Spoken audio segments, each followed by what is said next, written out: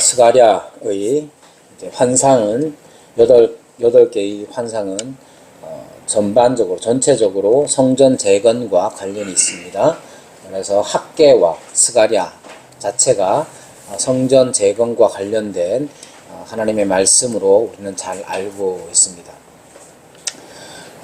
3장과 4장에 나오는 네 번째와 다섯 번째 환상은 직접적으로는 언급되는 이름이 있죠. 직접적으로 언급되는 이름은 여호수아와 스룹바벨입니다.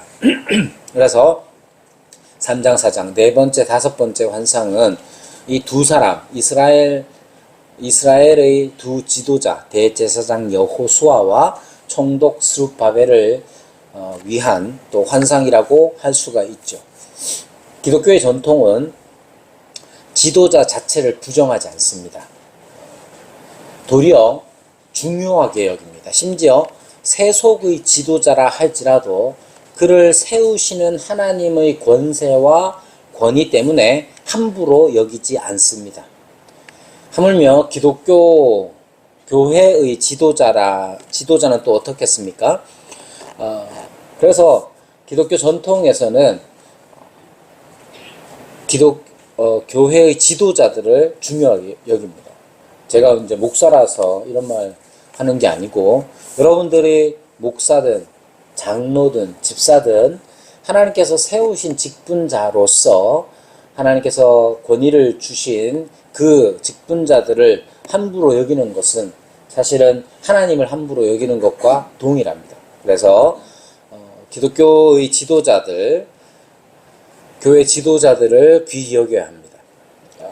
그러면 그런 차원에서 3장과 4장에 나오는 여호수아와 총독 스룹바벨을 이해해야 하느냐? 그것만 있는 것은 아니죠.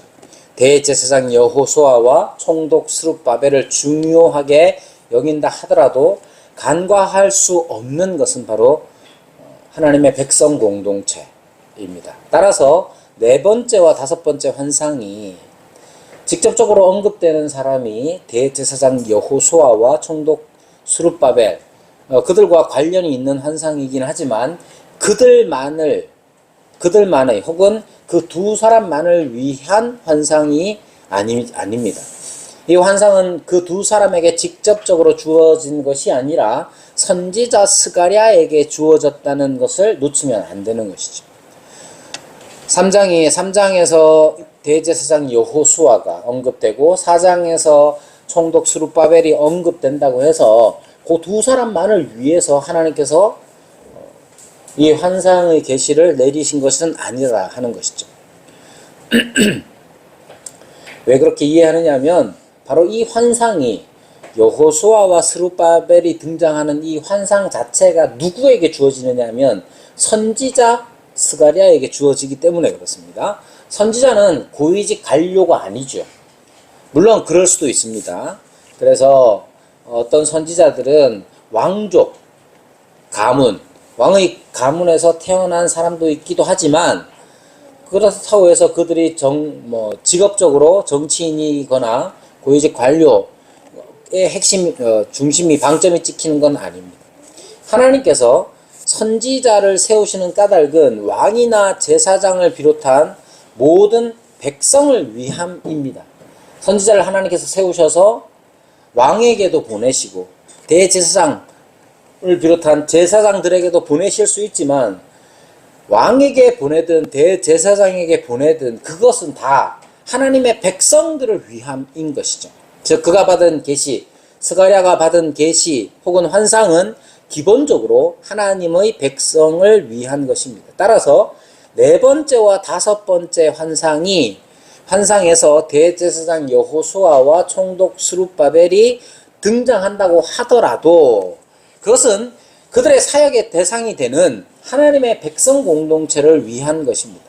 물론적으로 하나님께서는 대제사장과 왕 혹은 총독 그리고 선지자의 직분을 두신 까닭은 하나님의 백성이 하나님의 백성답게 살아가게끔 하기 위해서 그 직분자들을 두셨다는 것을 잊으면 안 되는 것이죠. 그러니까 왕과 선지자와 제사장 이 직분을 이스라엘에 두신 까닭은 그들을 위해서가 아니라 그들이 도리어 하나님의 백성들을 위하여 하나님께서 특별히 세우신 직분인 것이죠. 따라서 네 번째, 다섯 번째 환상 자체도 당연히 직접적으로 여호수아와 그리고 스룹바벨이 언급되기 때문에 환상을 여호수아나 스룹바벨에게 초점을 맞춰서 생각할 수도 있지만 대제사장이든 총독이든 간에 다 하나님의 백성을 위하여 하나님이 세우신 직분자들이니까 전체적으로 네 번째, 다섯 번째 환상도 하나님 백성 전체를 위한 것으로 이해할 수 있는 것입니다. 네 번째 환상, 그러니까 대제사장 여호수아와 관련된 환상은 하나님이 자기 백성의 죄를 어떻게 다루시는지를 보여줍니다. 왜냐하면 그 환상에서 보면 여호수아가 더러운 옷을 입고 있다. 그렇게 나타나 있죠. 그렇게 기록되어 있죠. 여호수아는 더러운 옷을 입고 천사 앞에 서 있습니다. 여호와께서는 자기 앞에 선 자들에게 명령하셔서 그 더러운 옷을 벗기라고 하십니다. 그리고 이렇게 말씀합니다. 내가 네 죄악을 제거하여 버렸으니 네게 아름다운 옷을 입히리라. 이것이 바로 하나님의 백성에게 하나님께서 하시는 일이죠. 하나님은 단순하게 건물 하나를 더 건축하기를 원하시는 것이 아니라 그 건축물의 참된 의미를 깨닫도록 하시는 겁니다. 그 성전에서 행해지는 아주 중요한 제사, 성전의 핵심은 인간이 성전에서 행하는 인간의 행위의 핵심은 제사에 있고 그 제사의 핵심은 바로 죄를 속하는 것, 죄와 관련되어져 있는 것이죠. 그런 차원에서 지금 여호수아를 향하신 이 환상이 또는 스가랴에게 주어진 이 여호수아에 대한 환상 자체가 하나님께서 하나님의 백성의 더러움, 그 죄를 어떻게 하시는지를 밝히시는 것이죠. 다섯 번째 환상은 하나님의 백성이 하나님이 맡기신 일을 하는 동안 하나님이 어떻게 이 공동체의 생명을 유지시킬 것인지에 관한 것입니다. 하나님께서는 두 감람나무, 즉 하나님이 세우신 자들을 통해서 그 일들을 행하실 거예요. 그러니까 등잔대라는 것 자체가 순금 등잔대, 다섯 번째 환상에서 등장하는 이 황금 등잔대가 이스라엘 공동체, 이스라엘을 말하는 하나님의 백성을 의미하는 것이고 하나님의 백성에게를 위하여서 그들에게 또 맡기신 일, 성전의 재건, 이 일들을 상징하는 것인데 그것이 어떻게 되느냐? 두 감람나무를 통해서 된다는 거예요. 두 감람나무는 여호수아와 스룹바벨입니다. 그러니까 스룹바벨과 여호수아를 세우셔서 두 감람나무로 세우셔서 이스라엘 공동체, 하나님의 백성과 그들이 해야 할 일들에 대하여서 하나님은 힘을 공급해 주시는 거예요. 그렇다고 해서 이 두 감람나무가 자기들의 힘으로 되는 게 자기들의 힘을 발휘해서 되는 게 아니라 하나님의 영으로 된다는 걸 가르치고 계시는 것이죠. 자, 지난주에 말씀드린 대로 사실 이 환상들을 보면서 우리는 우리의 기도 제목을 확인해야 합니다. 그건 뭐냐면 우리에게도 우리를 사로잡을 만한 어떤 비전, 환상이 필요합니다.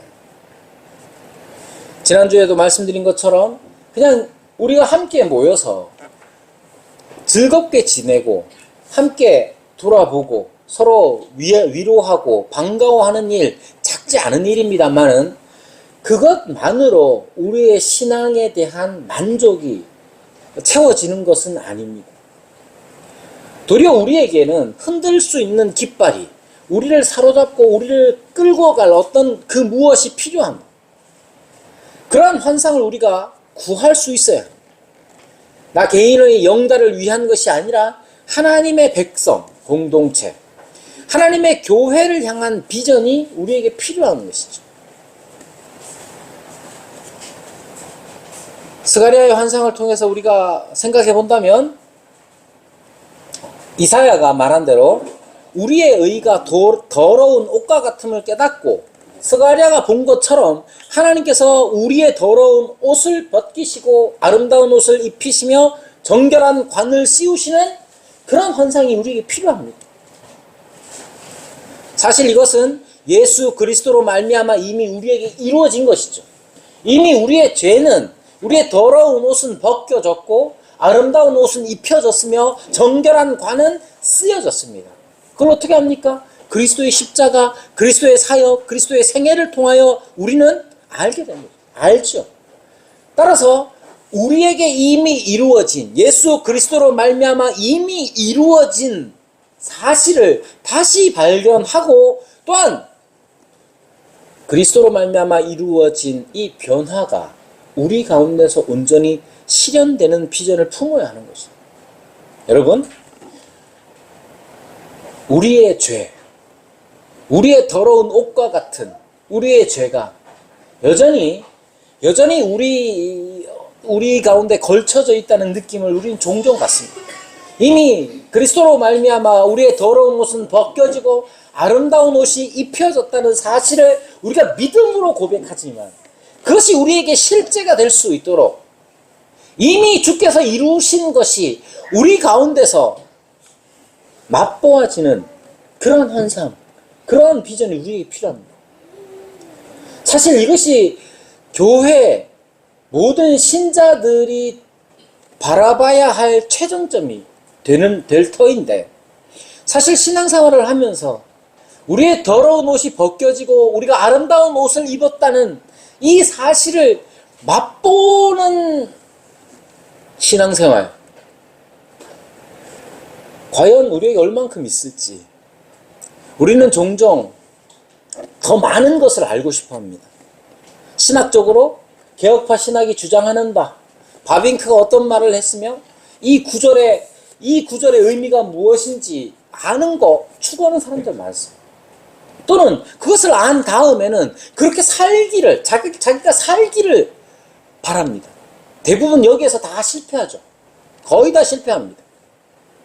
그래서 우리는 늘상 나 혼자서, 나 개인적으로 하나님의 말씀을 잘 깨닫고 내가 하나님의 말씀대로 잘 순종하는 삶을 살기를 바랍니다.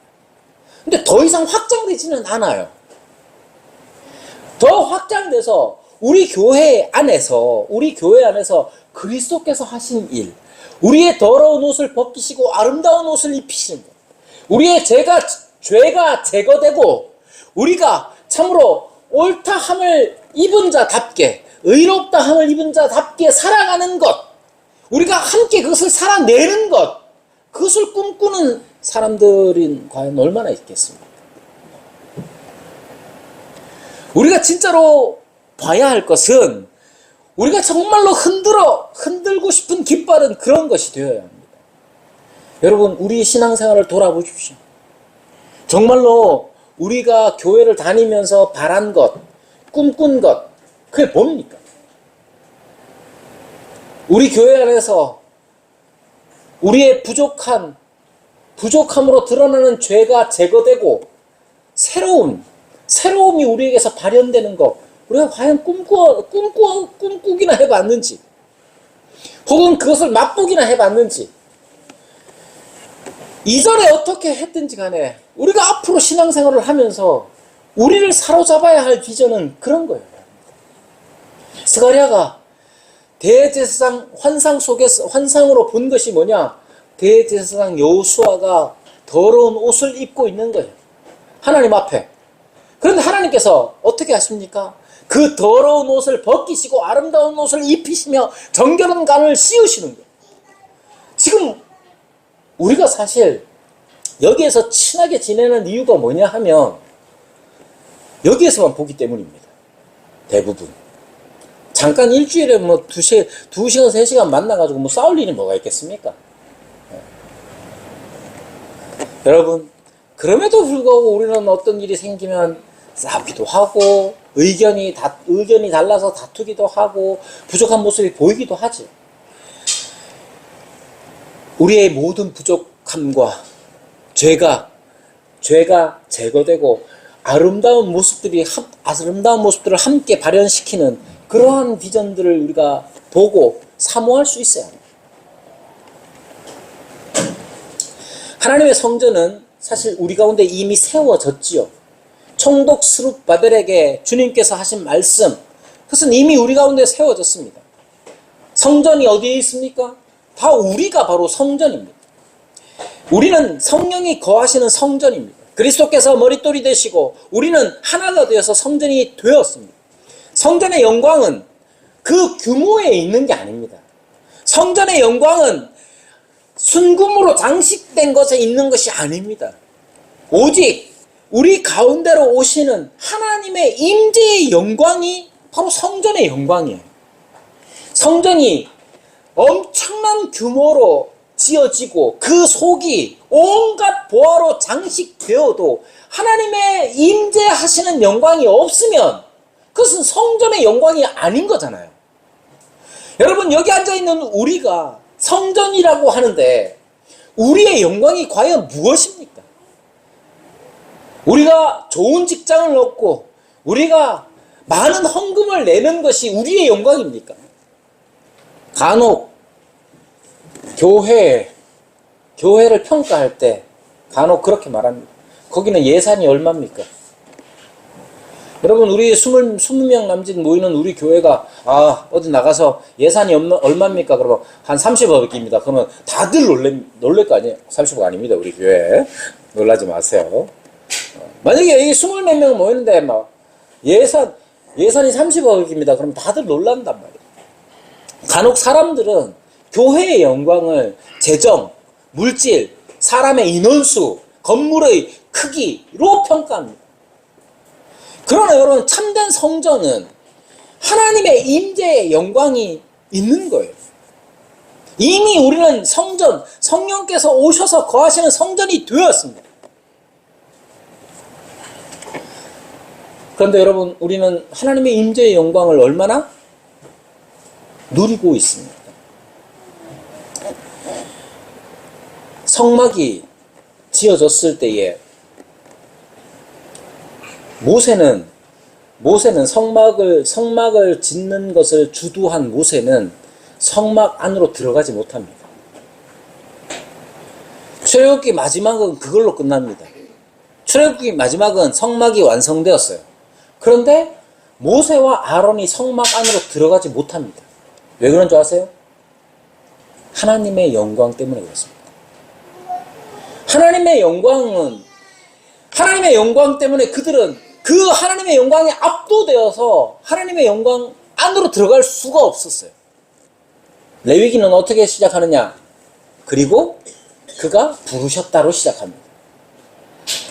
하나님의 영광 때문에 들어갈 수 없는 그곳에 임재하신 하나님께서 밖에 있는 모세와 아론을 부르셨어요.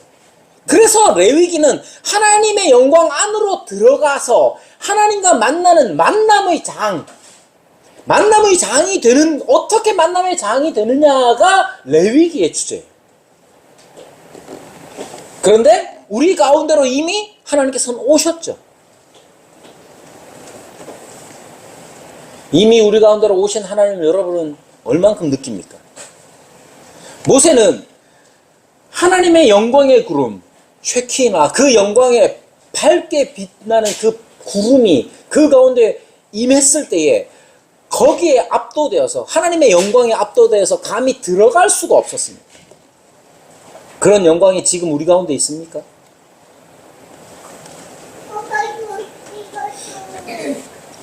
여러분, 이미 우리 가운데 오셨어요. 사도행전에는 불의 혀처럼 갈라지는 것들이 각 사람의 머리 위에 하나씩 임하여 있는 것을 보았다, 이렇게 말합니다. 이미 우리 가운데로 오셨습니다.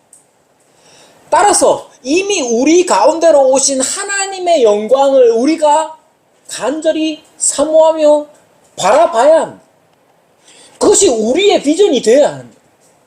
우리가 진짜로 우리가 성전된 것을 우리가 믿는다면 하나님의 임재의 영광이 다시 한번 우리를 사로잡고 감히 들어갈 수 없을 만큼의 그 영광에 압도되는 것들이 우리에게 있기를 구해야 합니다. 그런데 우리는 예배당에 올 때, 주일날 예배 드리러 올 때, 그런 영광, 여러분이 사모함으로 이 자리에 오는지, 그것이 언제나 우리의 비전이 되어야 합니다. 여러분, 하나님께서 우리 가운데로 오십니다.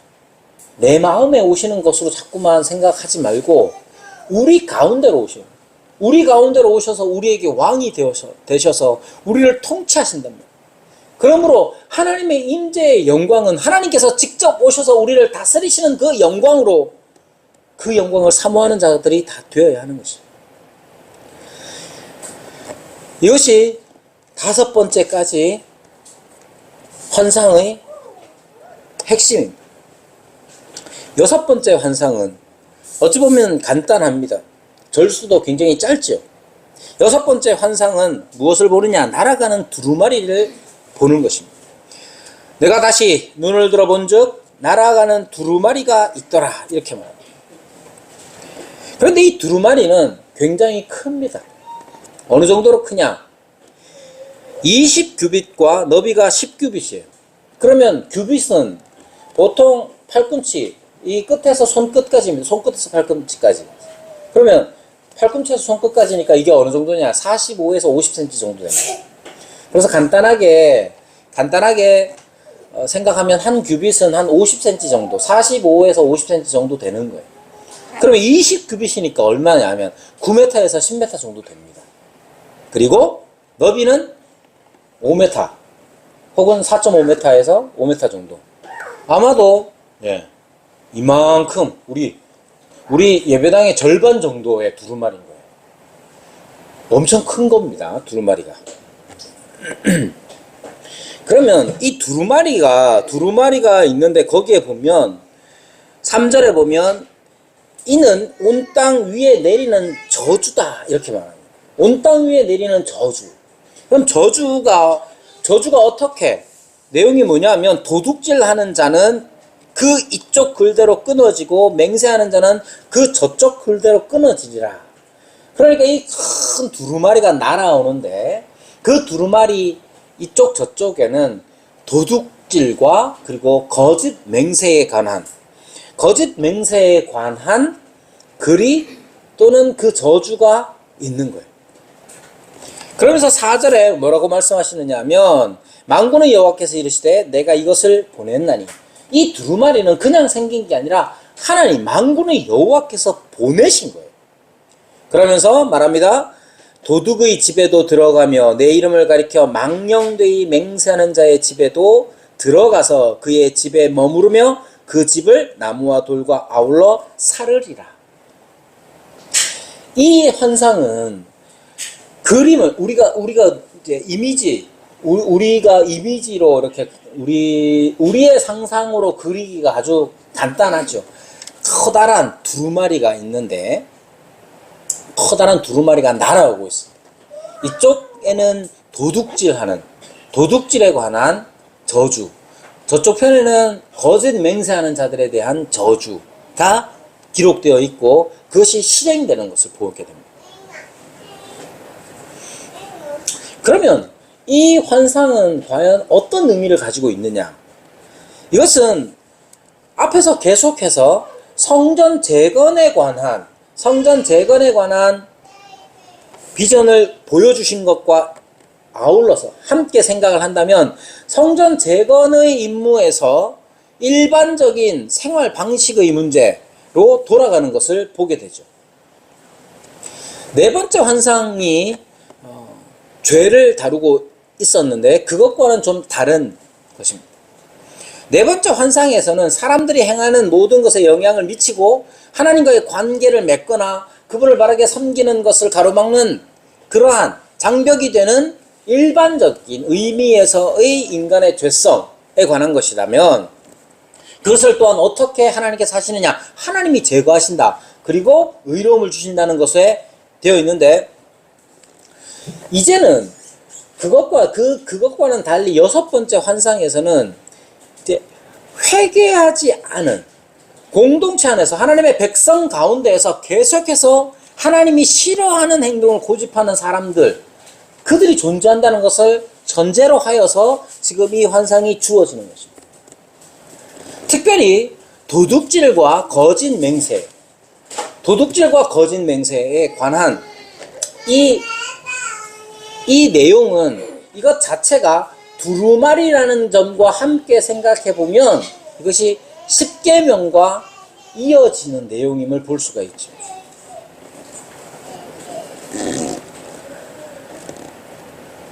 즉 성전을 재건하여서 하나님의 임재의 영광 가운데서 하나님의 백성으로서 살아가야 하는 사람들이 있습니다.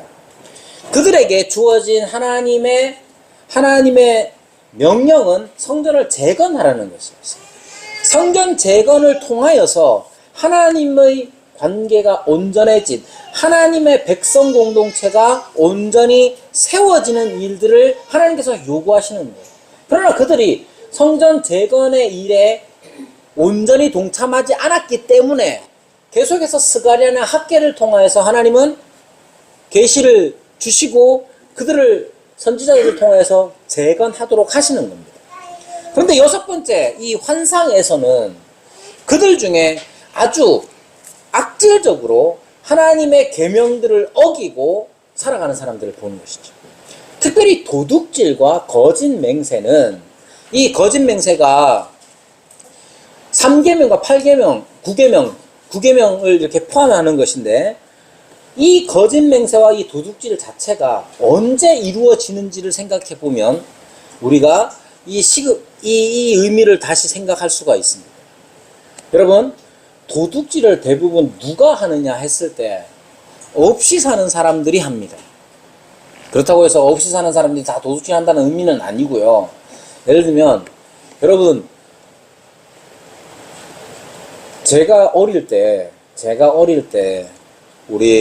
저는 아니고 우리 친구들 중에 이런 친구들이 있었습니다. 별로 질이 좋지 않은 친구들은 뭘 도둑질 하느냐면 아버지 담배를 도둑질합니다. 뭐 아버지 담배를 왜 도둑질합니까? 쥐가 없으니까 다 아빠 그럴 때 하는 거죠. 돈도 마찬가지고. 물론 재미로 하는 사람도 있고 그것을 뭐 도벽이라고 해서 병으로 여기는 사람, 병이라고 하면서 도둑질하는 사람도 있겠지만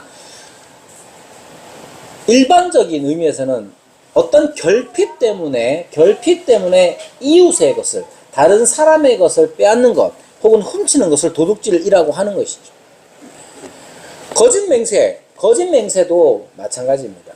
거짓 맹세라는 것이 우리가 쉽게 표현하자면 거짓말 같은 것들은 대부분 자기의 이익을 위해서 행할 때가 많죠. 자기가 손해보지 않기 위해서 혹은 자기가 어떤 이익을 위해서 거짓말할 때가 있는 거예요. 그러면 상황적으로 볼 때에 하나님의 성전을 재건해야 하는 사람들이 성전 재건을 자꾸만 미루는 까닭 중에 하나는 뭐냐 하면 자기들이, 이것은 이제 학계에서와 함께 생각해 볼 때 그렇습니다. 자기들이 여전히 결핍 가운데 있고 어려움 가운데 있는데 어떻게 하나님의 전까지 짓겠느냐 하는 거예요. 내가 지금 내 삶이 지금 궁하고 힘들고 어려운데 어떻게 하나님의 전까지 내가 할 수 있겠느냐. 내 코가 석잔데. 그런데 이런 사람들이 여전히 자기를 중심으로 해서 자기의 결핍과 자기의 손해와 자기의 이익만을 가지고 자기의 삶을 살아가는 사람들이 있단 말이에요. 그런 사람들을 향해서 하나님께서는 지금 너무나 분명하게 저주의 말씀을 하십니다. 여기 이 저주라는 말 자체는 사실 언약적 저주라고 해가지고 신명기에도 많이 등장합니다. 어떤 의미냐면 언약적 저주라는 것은 언약이라는 것 자체가 상호 계약에 관련된 겁니다. 물론 신학자들은 계약과 언약이라는 단어를 따로 해석을 하기도 합니다. 계약이라는 것은 쌍방간의 약정을 계약이라고 하고 언약이라는 것은 좀 더 종주권 계약처럼 일방적으로, 그러니까 어느 나라가 서로 싸워가지고 한쪽이 승리를 해버리면 이게 쌍방적인 아주 서로 동일한 상황에서 계약을 맺는 게 아니고 종주권이라고 해서 주인과 종의 권리를 나누는 그런 계약을 언약이라고 표현하기도 합니다. 그러나 이제 성경의 언약은, 성경의 계약들은 다 이렇게 종주권 계약처럼 언약적인 언약으로 나타나고 있는데요. 여기에 이제 하나님께서 이스라엘과 맺으신 언약 자체가 그 존재로 보면 종주권 계약에 가깝죠. 하나님께서 주인이 되시고 이스라엘은 종이 되는 계약이니까 언약이라고 할 수 있습니다만은 그 계약 중에서도, 언약 중에서도 인간 편, 이스라엘 편에서의 책임 같은 것들, 의무가 있는 겁니다. 그 대표가 바로 십계명이에요. 십계명은 언약적 차원에서 이해를 하는 것이죠. 그리고 이 언약적 차원에서 십계명을 이해할 때에 우리가 하나님, 주인 되신 하나님께 지켜야 할 의무들에 대하여 십계명이 우리에게 가르치고 있죠. 그러면 언약을 제대로 이행하지 못했을 때, 언약적 의무를 제대로 이행하지 못했을 때에 무엇이 오느냐면 하나님의 저주, 처벌이 내려지는 거예요. 지금 스가랴 5장에서 보이는 이 날아가는 두루마리가 나타내는 게 바로 그거예요. 그것뿐만 아니라 이쪽 저쪽에 기록됐다는 것도 모세가 시내산에서 다시 돌판을 가지고 왔을 때 그 언약의 책에 이쪽 저쪽에 다 기록되었다고 하니까 이 두루마리 자체가 하나님의 언약을 나타낼 뿐만 아니라 두루마리가 나타내는 이 도둑질과 거짓 맹세에 대한 저주 자체는 언약적 저주로 이해하는 것이죠. 즉 성전을 재건해야 하는 이때에 하나님의 백성 공동체가, 하나님의 백성들이 하나님과의 만남, 하나님의 영광을 사모함으로 성전을 재건해야 할 이때에 여전히 계속해서 도둑질하고 계속해서 거짓 맹세로서 하나님을 망령되게, 하나님의 이름을 망령되게 부르는 자들이 그 가운데에 있었다는 거예요. 그들은 회개치 않고 그 공동체 안에서 계속해서 하나님이 싫어하시는 행동을 고집하면서 살아갑니다. 그들에게 하나님께서는 어떻게 하시느냐 하면 그들을 처벌하시는 것을 보여주십니다. 3절에 도둑질하는 자는 그 이쪽 글대로 끊어지고 맹세하는 자는 저쪽 글대로 끊어지리라. 그렇게 말합니다. 그러니까 이렇게 여전히 함께 하나님의 전을 지으며 함께 하나님의 전으로 지어져 가는 그 하나님의 백성 공동체에서 여전히 자기만을 생각할 때, 아무리 힘들고 어렵다고 할지라도 여전히 자기만을 생각하고 자기의 이익과 자기가 손해보는 것만을 생각하는 그들은 어떻게 되느냐? 공동체에서 끊어질 것이다. 그들은 완전히 근절되어서 흔적도 남게 되지 않을 것이다고 말합니다. 심지어 그들이 살던 집의 나무와 돌까지도 완전히 무너져야 할 것으로 4절에서 말하고 있습니다. 이것은 여호수아, 그러니까 우리가 알고 있는 정복자 여호수아의 시대에 아간에게 일어난 일처럼 단순히 추방이 아닌 죽음을 의미할 수도 있지만, 그것은 그렇다 할지라도 그것은 암시되어 있는 것입니다. 즉 여기에 핵심은 뭐냐면 하나님의 의도를 분명히 나타내는 것입니다. 이것이 누구에게 주어지는 것이냐 했을 때 선지자 스가랴에게 보여지는 것입니다. 선지자 스가랴는 엄청나게 큰 두루마리가 날아가는 것을 봅니다. 그 두루마리에 도둑질하는 자는 끊어질 것이다. 거짓 맹세하는 자들은 끊어질 것이다. 그렇게 그것을 스가랴가 본 거예요. 그럼 어떻게 합니까? 왜 스가랴에게 보여주시느냐 하면 지금도 여전히 자기만을 위하여 살아가는 사람, 심지어 자기만을 위해서 다른 이웃의 것을 도둑질하는 사람, 자기 이익을 위해서 거짓 맹세하는 그들을 향하여서 하나님의 의도, 하나님의 뜻, 하나님의 언약적 저주를 분명하게 밝히고 그들을 돌이키게 하기 위함인 것이죠.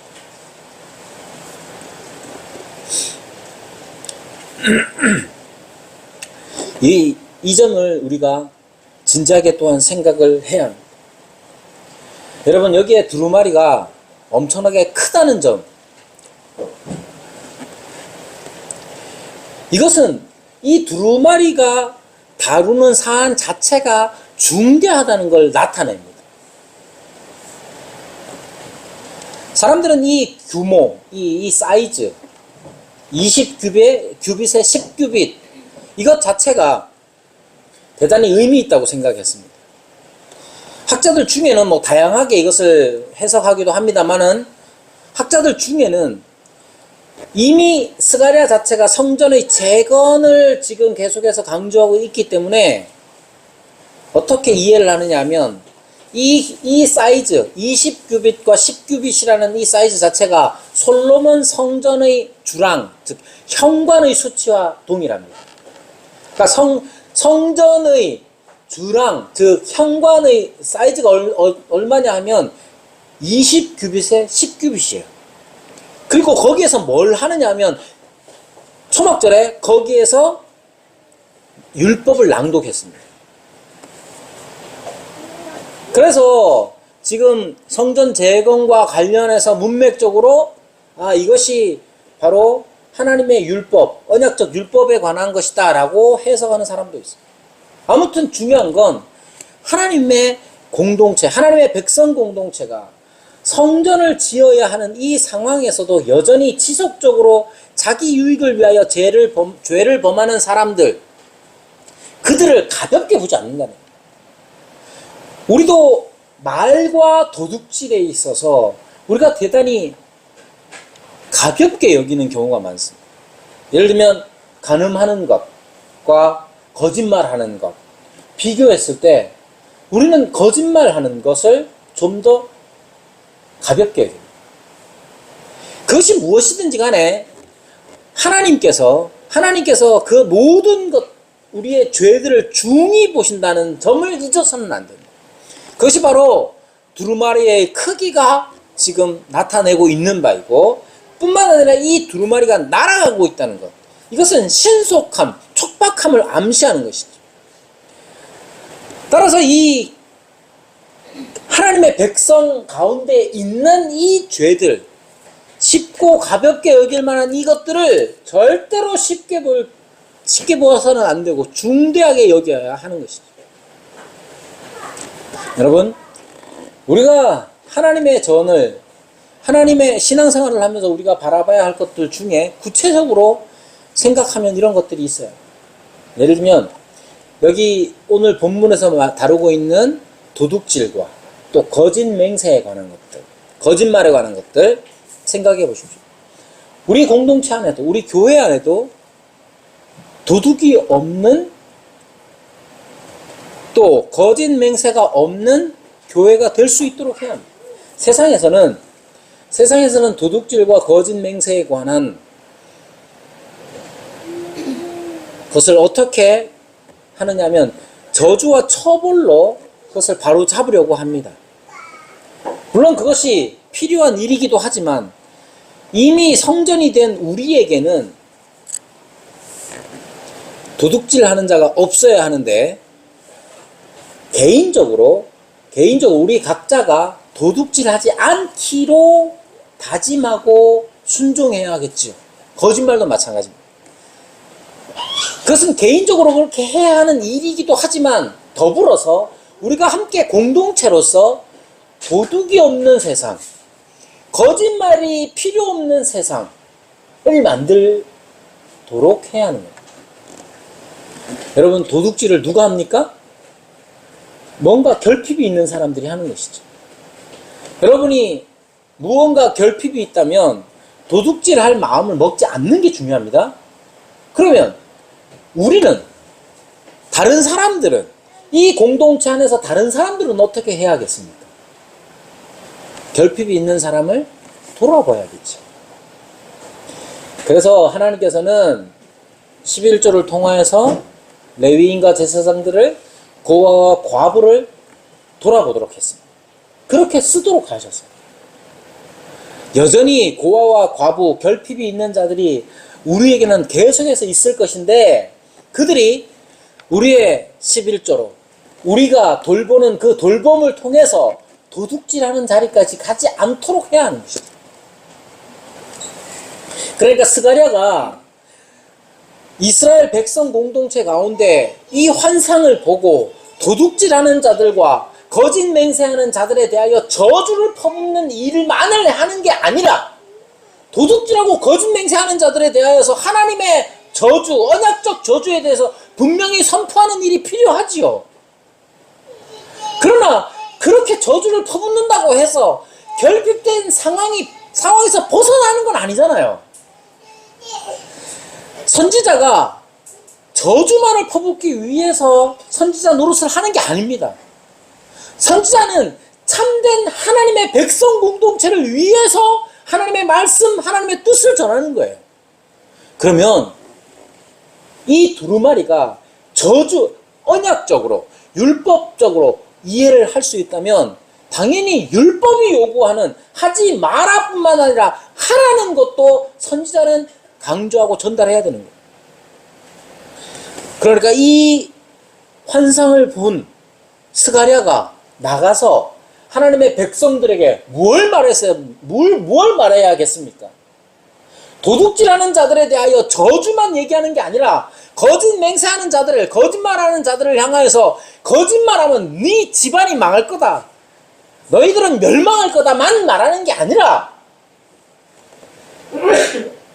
여전히 결핍 가운데 있더라도 하나님의 공동체가, 하나님의 백성들이 서로 돌아봄으로써 그들이 함께 도움을 얻고 거짓말하지 않아도 유익을 얻을 수 있는 공동체가 되도록 해야겠죠. 하나님께서 저주의 말씀을 하시는 까닭은 뭐겠습니까? 하나님께서 정령 죽으리라 하시는 까닭은 뭡니까? 살게 하기 위해서입니다. 하나님의 언약적 저주는 그냥 저주를 퍼붓기 위해서 걸어놓는 게 아니라 그들로 하여금 깨닫고 돌이켜서 옳게 살아가게 하기 위해서란 말이죠.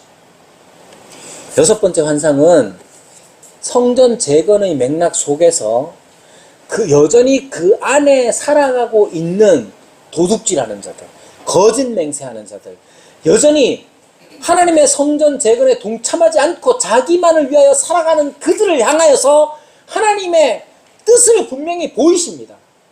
도둑질하는 자는 끊어질 겁니다. 거짓 맹세하는 자는 끊어질 겁니다. 그러나 그들만을 향하여서 말씀하시는 것이 아니라 그들을 돌봐야 할 사람들, 그들을 돌아보고 그들의 말을 들어주고 그들의 결핍 속에서 함께 아파하며 자기 것을 나눌 수 있는 사람들을 향해서도 스가랴는 사역을 해야 하는 거예요. 여러분, 우리 교회도 마찬가지입니다. 교회가 분명히 하나님의 영광에 대한 비전을 품어야 하지만 그 하나님의 영광이 어떻게 나타나겠습니까? 우리가 볼 수 있는 하나님의 영광, 성전으로서의 하나님의 영광이 뭐겠습니까? 도둑질할 수 있는 사람 또는 결핍 가운데 있는 사람의 결핍을 채워주는 그 하나님의 은혜의 영광도 또한 우리가 봐야 하지 않겠습니까?